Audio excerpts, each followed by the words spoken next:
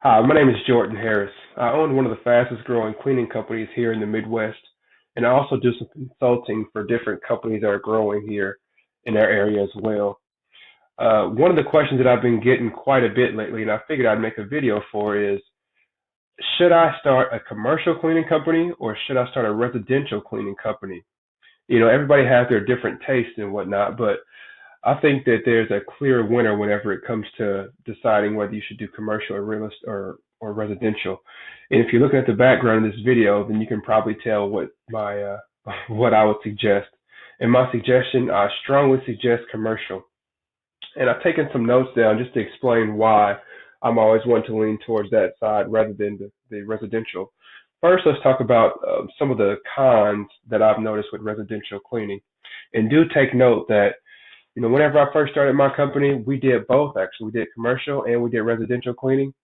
It was just that there were so many issues with the residential side of things. I ended up cutting that off after about 2 years and just going strictly commercial. So, like I said, let's talk about cleaning homes. Let's talk about some of the issues that we ran into whenever we were doing house cleaning. So, first thing is, whenever you are cleaning for a family in their home, the first thing, the first expense that's going to be cut, whether it be someone loses their job or if they want to put their daughter into ballet classes or if their son maybe is going to start basketball, start playing basketball, whenever they need to pay for something else, the first expense that goes away is the cleaning service. So you'll be gaining and losing accounts left and right. There's too many variables when it comes to house cleaning.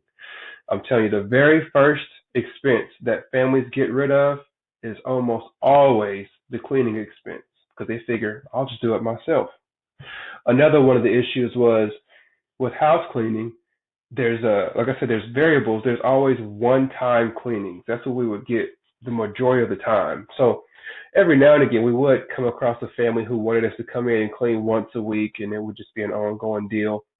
But 90% of what we were doing was one-time cleans. So people were calling us over because they had a Thanksgiving feast that they were hosting, or they had a child's birthday, so they wanted the whole house deep cleaned, or maybe they had a family member that was sick, so they wanted us to come over and disinfect every single thing in the house. Those jobs paid pretty decently, but it was just a one-time gig. So we would do that job, and that job disappeared. We'd have to go find another one to do, and then find another one. So we were always looking for the next job to be able to pay our employees and be able to pay ourselves. It was quite the struggle and quite the headache. Another thing is your equipment, you have to carry it around from your car into the buildings every single job. Obviously, you can't leave your vacuums at your client's house, right? Because you're probably not going to be cleaning that client's house next week. It's just a one-time gig. So every time you're cleaning a house, you have to take everything out in a bucket or whatever it is you're carrying it in and take it inside, clean everything, and then carry everything back to the car and go to the next location. Quite frankly, that was not fun at all. So let's talk about some of the pros that we have on the commercial cleaning side of things. So obviously, when you're cleaning different businesses, you're going to be dealing with contracts. So you're going to sign a 1 or 3 or maybe even a 5 year contract to clean these locations.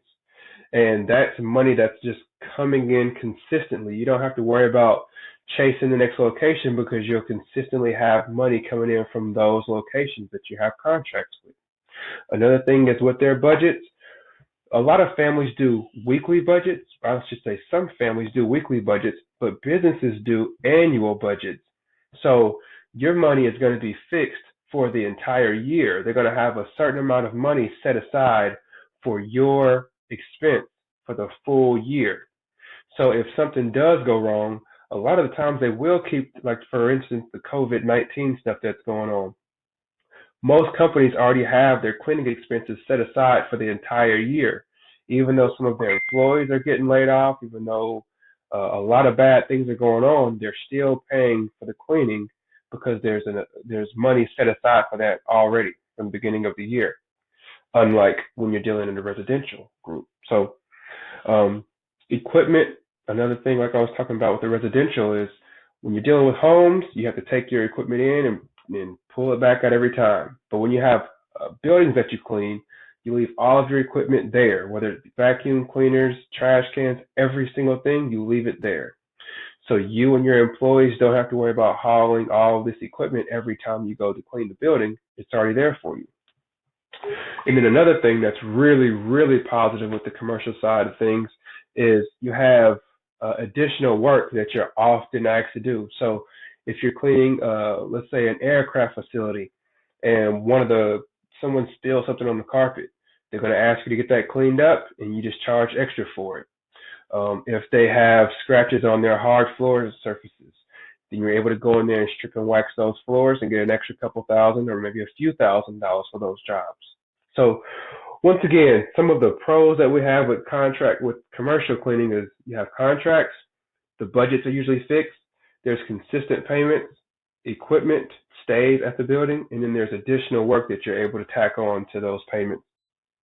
And for residential, some of the issues that we ran into was you're always or almost always the first bill to disappear.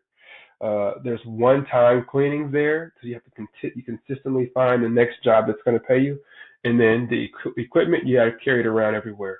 So I hope that answers your question. That's pretty much all that I have for you today. If you have any questions, please leave those in the comments. I'll be sure to get back with you on that. All right, thank you. Take care. God bless.